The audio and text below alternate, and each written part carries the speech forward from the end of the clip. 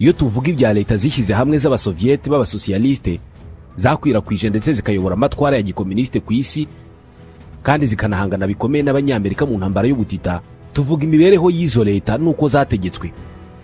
Gusa ntabwo ari kenshi tuvuga ku nkuru y'isenyuka ry'ubumwe bw'ibi bihugu.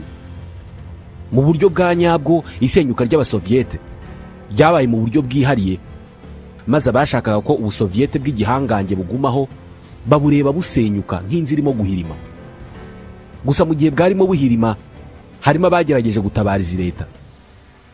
Wari umuyobozi mukuru w'ikigo cy'ubutasi cya KGB bwana Vladimir Kryuchkov afatanije n'abandi bategetsi bakuru bashatse guhirika ubutegetsi bw'umutegetsi w'ikirenga wa nyuma w'abasoviyete Mikhail Gorbachev. Ariko iyo kudeta irabapfubana maze biganisha amateka ku iherezo ry'ubuhangange bw'ibihugu by'abasoviyete. Byasenyutse burundu mu kwa 12 mu 1991. Mu 1985 Mikhail Gorbachev yabaye umutegetsi w'ikirenga cyangwa perezida w'ibihugu byishyize hamwe by'abasoviyete URSS. Yasimbuye Yuri Andropov wari umaze gupfa. Akimara kugera ku butegetsi, uyu mugabo yazanye politike ze mu buryo bushya yise perestroika na glasnost. Ni politike zari zigamije guhindura ubukungu bw'igihugu mu buryo bwo kuzana demokrasi mu bihugu by'abasoviyete no guha abaturage uburenganzira bwo kwishyira bakizana no gutanga ibitekerezo. Nyamara ibingibi siko byari bisanzwe mu mitegekere y'abasoviyete. Ibi ni iby'abanyaburayi n'abanyamerika. Aya matwara mashya ya Mikhail Gorbachev yatumye atandukana n'uburyo abamubanjirije bategetse ubumwe bw'ibihugu by'abasoviyete. Ndetse kuri we ihangana rye n'abanyamerika ni ikintu kitari kimuraje ishinga, yagaragazaga ko kidakwiye. Bitandukanye na bagenzi be bamubanjirije. Kenshi yanahuye na Perezida Ronald Reagan wategekaga Leta Zunze Ubumwe za Amerika mu biganiro byareberaga hamwe ubufatanye bw'ibihugu byombi bwagerwaho kuruta guhangana. Izi politike ze rero zanenzwe cyane n'abandi bumvaga ko ibihugu by'abasoviyete bigomba kuba bikomeye ndetse bikaba ibihangange ku buryo bigomba gukomeza guhangana n'abanyamerika, ndetse ntabwo bumvaga uburyo igihugu cyabo cyari gitangiye koroshya ibintu mu rwego byarimo bikorwamo. Nibwo rero Gorbachev yabonye benshi barwanya politike ye, bituma havuka ibibazo byinshi cyane cyane ibijyanye n'ubukungu. Ibi bibazo by'ubukungu n'imibereho itari yifashe neza byongerera imbaraga uruhande rw'abavugaga ko igihe kigeze ibihugu byari byarahurijwe mu busoviyete bikigenga, bikaba hari ibihugu byigenera hazaza habyo no kubaho kwabyo kuruta gukura amategeko i Moscow. Ibi byose byatumye ibintu bidogera, bituma noneho mu buryo bweruye ubusoviyete bwinjira mu gihe cyo guhanuka kuva urukuta rwa Berlin rwasenyuka mu 1989. Ibi byatumye abitaga Gorbachev umugabo w'umunyantege nke utabasha gutegeka igihugu batangira kumwijundika, ndetse banavuga ko bafite ukuri mu byo bavugaga. Byageze mu 1991 batangira gutegura kumuhirika ku butegetsi, maze bagasubiza igihugu mu matwara yacyo ya kera yo gukomeza guhangana n'abanyamerika ndetse no kutemerera ibihugu byari bigize abasoviyete kwiyomora ngo byigenge. Iyi kudeta uwayiteguye ni Vladimir Kryuchkov, yari umuyobozi mukuru w'ikigo cy'ubutasi bw'abasoviyete KGB. Yari yarashyizwe kuri uyu mwanya na Mikhail Gorbachev mu 1988. Ariko nubwo yari shebuja yaranamuhaye umwanya ukomeye cyane wo kuyobora KGB, ngo ntabwo yishimiraga politike ye yo gutegeka abasoviyete, kubera ko Kryuchkov we yumvaga igihugu cyategekwa cyangwa se kigasubizwa mu buryo cyari kibayeho mu gihe cya Joseph Stalin na Nikita Khrushchev. Niyo mpamvu rero uyu mutasi ukomeye cyane afatanije n'abandi bategetsi bakuru bari iruhande rwa Mikhail Gorbachev bateguye umugambi wo kumuhirika ku butegetsi ngo bategeke igihugu uko babyumvaga, ndetse iyo kudeta irategurwa ishyirwa mu kwa 8 mu 1991. Amezi make mbere y'uko ukwezi kwa 8 kugera ngo n'impamvu yo guhirika ubutegetsi ishyirwe mu bikorwa, Vladimir Kryuchkov yabwiye itangazamakuru ko igihugu cy'ubumwe bw'abasoviyete cyasaga naho cyenda gusenyuka, kandi ko Perezida Gorbachev we asa naho atabyitayeho. Yababwiye ko arimo kugendagenda mu bihugu by'uburengerazuba bw'isi by'abakapitaliste. Ibi ngibi byari ukwangiza isura ya Gorbachev mu baturage, bamwerekana nk'umugambanyi kuri politike za communisme na socialisme. Kryuchkov ntabwo yerekeye aho, kubera ko yanihuje n'abandi banyapolitike bari bakomeye mu butegetsi bw'abasoviyete, barema itsinda ry'abari bahuje umugambi wo guhirika Gorbachev bagasubiza ibihugu by'abasoviyete mu matwara akarishye yo guhangana n'abanyamerika. Ni itsinda ryamenyekanye ku izina rya Gang of Eight, ryari rishingiye ku bantu 8 b'ibikomerezwa mu butegetsi bw'abasoviyete, barimo visi perezida Gennady Yanayev wari wungirije Gorbachev, barimo wari minisitiri w'intebe Valentin Pavlov, wari umuyobozi wa KGB Vladimir Kryuchkov, wari minisitiri w'ingabo Dmitry Yazov, wari minisitiri w'ubutegetsi bw'imbere mu gihugu Boris Pugo, n'abandi batandukanye bari ku ruhande rwo kutumva uburyo ibintu byahinduka ubusoviyete bugasenyuka. Iyi kudeta yari ikomeye kubera ko ubwo ingabo n'ubutasi ndetse n'ubutegetsi busanzwe byose byari ku ruhande rutavuga rumwe na Gorbachev. Ibi rero byavugaga ko kumuhirika bitari kugorana, ndetse nawe yarabyoroheje, maze ku itariki ya 4 y'ukwa munani mu 1991 Mikhail Gorbachev ari kumwe n'umuryango we bigira mu biruhuko muri Dhaka, ni mu ntara ya Crimea. Basiga bashakaga kumuhirika ku butegetsi aribo bari mu butegetsi nyine. Nyamara ku rundi ruhande Gorbachev abajyanama be mu by'ubutasi bari bamaze igihe bamuburira bamubwira ko ashobora guhirikwa ku butegetsi, ariko ntabyumve, akabisuzugura rwose. Ajya mu biruhuko yateganyaga kugaruka ku itariki ya 20 y'ukwa munani mu 1991. Abashaka kumuhirika ku butegetsi bari babizi neza, niyo mpamvu bashyize gahunda yabo yo guhirika ubutegetsi ku itariki ya 19 y'ukwezi kwa munani mu 1991, umunsi umwe mbere y'uko ava mu biruhuko. Saa 7 z'ijoro z'iyo tariki, visi perezida Gennady Yanayev yasinye itegeko rishyiraho ibihe bidasanzwe byagombaga kumara amezi 6 biriho mu gihugu hose. Ahita ashyiraho na komite yagombaga gutegeka igihugu muri ibyo bihe, n'ubundi iyi komite ikaba yari igizwe n'ababasangirangendo Gang of Eight. Nyuma y'amasaha 3, ni ukuvuga saa 10 za mu gitondo, aho Gorbachev yari ari mu biruhuko muri Crimea, yahise yamburwa itumanaho ryose ndetse anabuzwa kuhava. Ubwo yari afunzwe anahiswe ku butegetsi mu buryo bweruye. Ibyago byarimo bimuzira.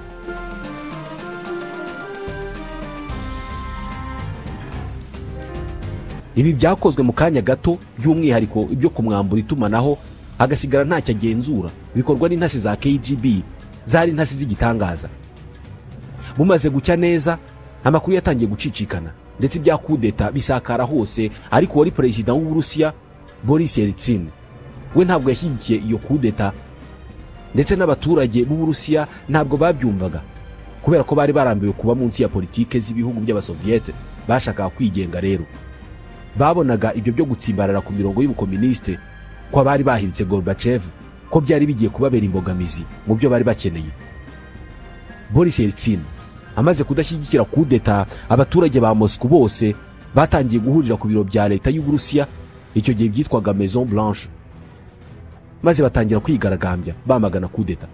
Ku isaa 11 z'umugoroba, visi perezida Gennady Yanayev yatanze ikiganiro mu itangazamakuru avuga ko perezida Gorbachev ananiwe, ko yari akeneye kuruhuka nyuma y'igihe kirekire akora cyane.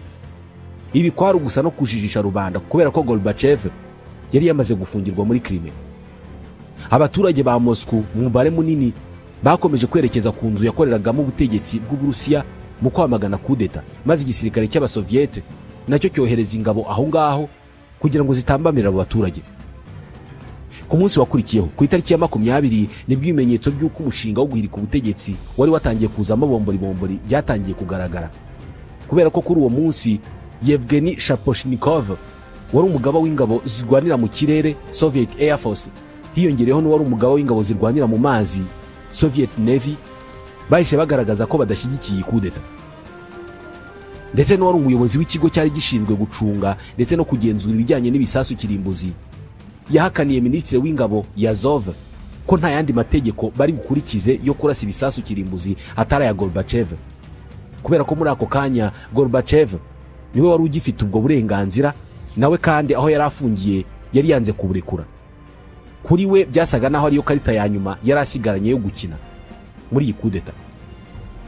Kuri uwo munsi kandi igisirikare cyatanze itegeko ryo gushyiraho umukwabo mu mujyi wa Moscow guhera saa 5 z'ijoro kugera saa 11 za mu gitondo ku itariki ya 21.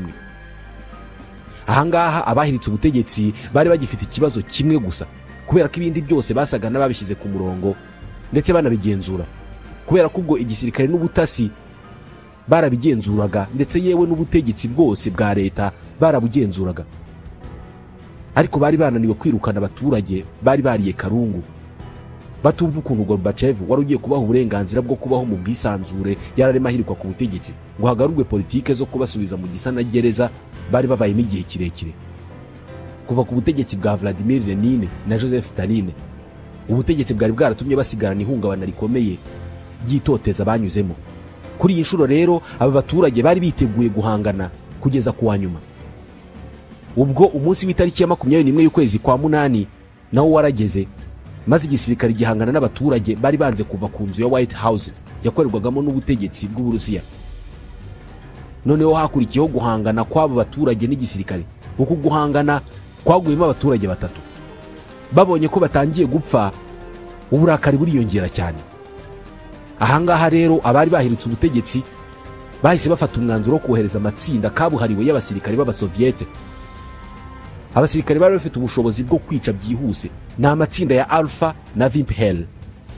Barabohereje banabaha itegeko ryo kwica abo baturage. Ariko icyo gitekerezo cyasubiremo nyuma y'aho abaturage bari bamaze kugaragaza ko biteguye guhangana n'igisirikare kugeza ku munota wa nyuma. Gutangira itegeko ryo kwica abaturage b'inzirakarengane byabereye ihurizo rikomeye ubuyobozi bw'ingabo. Noneho Minisitiri w'Ingabo Dmitry Yazov afata umwanzuro wo gusubiza inyuma ingabo ze azivana i Moscow. Mu masaha ya 2:00 za mu gitondo nibwo ingabo zatangiye kuva muri Moscow. Ubwo niko ku rundi ruhande muri Crimea Gorbachev yari akirindiwe mu nyubako yari yafungiwemo. Kugeza mu masaha ya 3:00 za mu gitondo ku itariki ya 21 byari bimaze kugaragara ko kudeta itagishobotse kubera ko abaturage ntabwo bari bayishyigikiye. Nibwo noneho Minisitiri w'Ingabo Yazov yahise ahamagara abayoboranaga ingabo nawe, maze bafata umwanzuro wo kujya kureba Mikhail Gorbachev muri Crimea ndetse no kumufungura.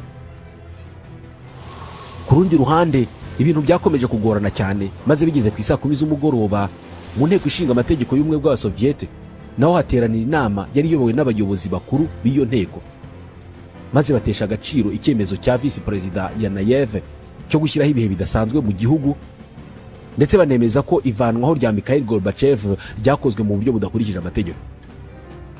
Ibi byakozwe inyubako iyi nama yaberagamo izengurutswe n'abaturage bagera ku 10,000 bari bariye karungu, ku buryo rwose abari bayirimo bafashe uyu mwanzuro mu gisa no kwirengera. Ku 11:00 Vice Perezida Yanayev yahise asinyira irindi tegeko ritesha agaciro irya mbere, ubwo kudeta birapfubye. Ntabwo byanatinze kubera ko ku 2:00 z'umugoroba w'iyo tariki ya 21 umushinjacyaha mukuru w'Uburusiya Valentin Stepankov yahise ashyiriraho ibirego abagerageje guhirika ubutegetsi. Ubwo niko muri Crimea Perezida Mikhail Gorbachev yari arinzwe n'abarinzi be, yanashyizwe mu ndege arimo agaruka Moscow. Yahageze ku 8:00 z'ijoro ku itariki ya 22 y'ukwa munani mu 1991. Ubwo niko hahise hakurikiraho guta muri yombi buri wese wagerageje kumuhirika. Byihariye Vladimir Kryuchkov, umuyobozi mukuru wa KGB wari warapanze uyu mushinga wari umaze gupfuba mu buryo bwihuse, Mikhail Gorbachev yahise amwirukana ku buyobozi bwa KGB. Ariko n'ubundi bisa naho gupanga no kugerageza gukora iyi kudeta ari cyo gikorwa cya nyuma gihambaye cyari cyapanzwe na KGB. Kubera ko nyuma y'iyi kudeta Perezida Mikhail Gorbachev yahise abibona ko nta kindi yari gukora ngo ubumwe bw'ibihugu by'Abasoviete bugumeho, rero yahisemo kwegura ku kuyobora iki gihugu cy'igihangange cyabayeho imyaka 60 gititiza isi yose. Maze ku itariki ya 25 y'ukwa 12 ubwo ni kuri Noheli mu 1991 aregura, maze mu munsi umwe wakurikiyeho ku ya 26 ubumwe bw'ibihugu by'Abasoviete burahirima burundu. Bimenyekana ku isi yose, ibihugu byari bigize ubumwe buri cyose kigenda kigenga ukwacyo. Ibi ni ishusho yo kurangira kw'intambara yo gutita ku isi. Byose biba birarangiye.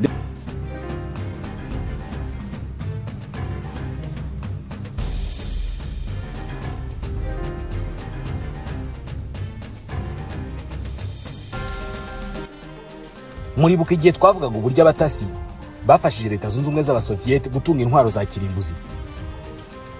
Uburyo bagiye bakiba amabanga y'uburyo izi ntwaro zikorwa mu cyiswe Projet Manhattan cyakorwaga na Leta Zunze Ubumwe za Amerika.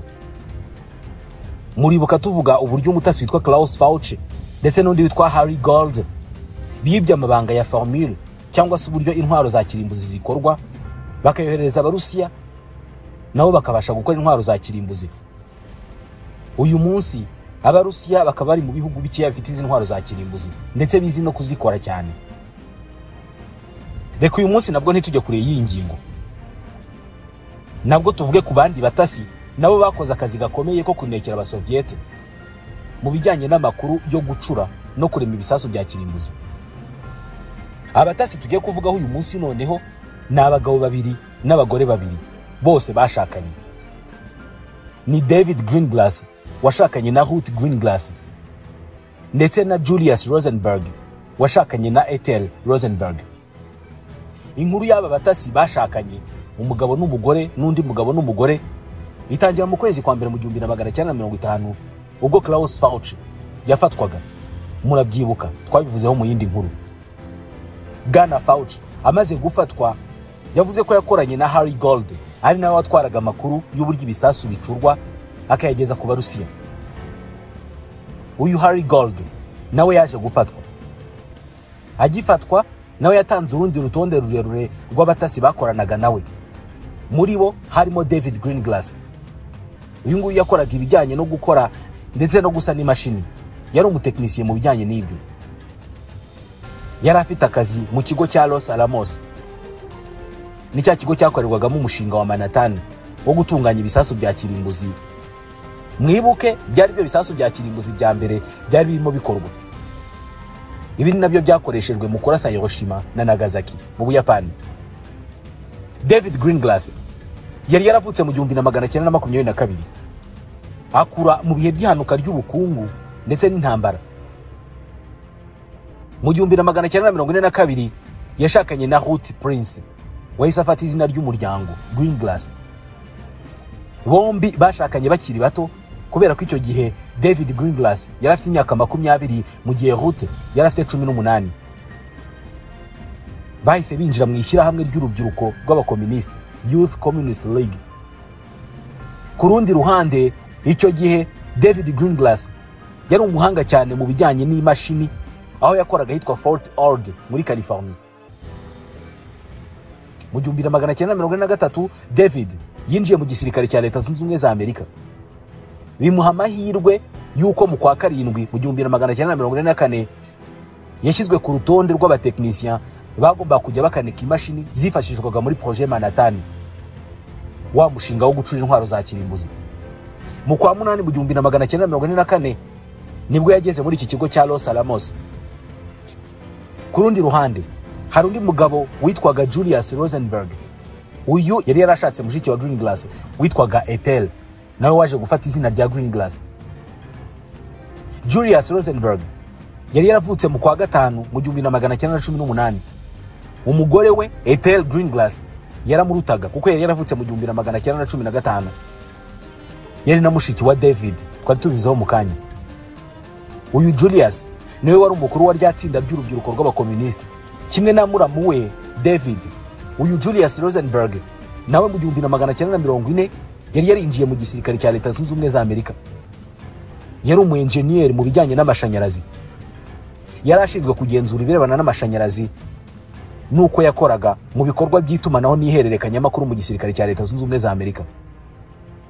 Gusa iyi miryango yombi yari ifite aho ihuriye, bitari mu isano gusa, ahubwo bose bari baranabaye muri Youth Communist League. Bari bashyigikiye rero politiki ya gikomuniste. Ikindi cyihariye nuko aba Greenglass bakomokaga ku Bayahudi bari baravuye mu Burusiya bimukira muri Amerika. Mu mwaka wa 1942 Julius Rosenberg yegerewe n'intasi z'abasoviete kugira ngo ababere umutasi, maze nawe ntiyazuyaza, arabyemera. Ako kazi rwose arakemera, atangira kubakorera, maze nabo bamwishyura neza. Mu gihe cye cyo gutatira abasoviete yakoze byinshi, aha amabanga menshi abasoviete ayavanye mu gisirikare cya Leta Zunze Ubumwe za Amerika. Yatanze inyandiko nyinshi zari zikubiyemo ikoranabuhanga igisirikare cya Amerika cyakoreshaga mu kurasa misile. Ni misile zashoboraga gushwanyaguza ubwato n'indege by'umwanzi. Nta nubwo ari aka kazi konyine yakoraga nka maneko, kubera ko yarafashaga abasoviete gushakisha abandi bantu babakorera nk'intasi mu Banyamerika. mu mibare nk'iyo ngiyo rero yinjije muramu we David Greenglass n'umugore we Ruth mu bikorwa byo gutatira abasoviyete. Arangije anatanga raporo ko ari abantu bakora akazi neza kagashimisha shebuja yitwaga Alexander Feknisov, maze nabo ako kazi baragahabwa batangira kwishyurwa neza rwose, bishyurwa n'abasoviyete. uko niko David na Ruth Greenglass bisanze ari abatasi b'ibihugu by'abasoviyete. Babishyizwemo neza mu kwezi kwa 9 mu 1944. Mwibuke uyu David yaramaze ukwezi kumwe ageze mu mushinga wa Manhattan wo gukora ibitwaro bya kirimbuzi. Nibwo yahise asabwa gutanga amakuru y'ibyo yabonaga muri Los Alamos hakorerwaga wa mushinga nyine wa Manhattan. Nubwo yarashinzwe imashini, amakuru y'uburyo imashini zakoraga muri iki kigo yahaga abasoviyete biciye kuri Harry Gold. Uyu nawe muramwibuka, niwe wundi wajyanaga amakuru ayakuye kuri Klaus Fauci. Uretse David kandi Julius Rosenberg yabashije no kubona indi nzira yo gukura amakuru menshi muri Los Alamos ahatunganyirizwaga bya bisasu bya kirimbuzi. Iyi miryango yombi yari yegeranye cyane. Ni imiryango yararenze ubuvandimwe bushingiye ku isano y'amaraso, ahubwo yinjira no mu gukorera amafaranga biciye mu gutanga amakuru y'ibanga ya Leta Zunze Ubumwe za Amerika ku mushinga wa Manhattan wo gukora ibisasu bya kirimbuzi. Amakuru batanze yari yiganjemo y'uburyo imashini zakoraga. Noneho ibingibi wakongeraho ibyo Klaus Fauci yari yaratanze, byari bikubiyemo imibare na za formule z'ibishushanyo z'uburyo bavanga ibinyabutabire bigatanga igisasu kirimbuzi. Byose byahise bigeza abasoviyete ku ngano nini y'amakuru afatika yatuma noneho nabo bakora igisasu cya kirimbuzi.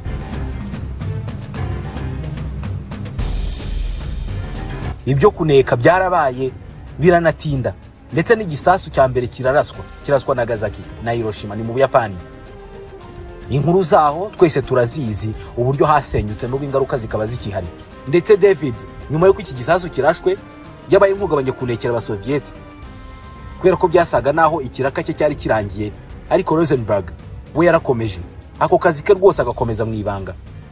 Abafite imyizerere y'ibyitwa karma bemera ko icyo ukoze cyose kikugaruka, cyaba cyiza cyangwa kibi. Aba rero nabo ibyo bakoze n'amafaranga bakayarya byageze aho birabagaruka. Mu buryo batamenye, mu kwezi kwa mbere mu 1950 umuhanga Klaus Fauci yagize atya arafatwa. Mu gufatwa kwe nkuko twigeze kubivugaho, yatanze amakuru, atanga izina ry'uwitwa Harry Gold. Harry Gold nawe yabwiye FBI amazina y'abandi bose yarazi bari mu bugambanyi bwo gutatira abasoviyete na KGB. Umuryango wa Greenglass ndetse na Rosenberg wagaragaye kuri urwo rutonde. Mu buryo bwihuse mu kwa 6 mu 1950 David Greenglass yatawe muri yombi akurikirwa na Julius Rosenberg wafunzwe mu kwezi kwa 7 mu 1950. Noneho na mushiki we Ethel, ubwo wari umugore wa Julius Rosenberg, nawe atabwa muri yombi mu kwa 11.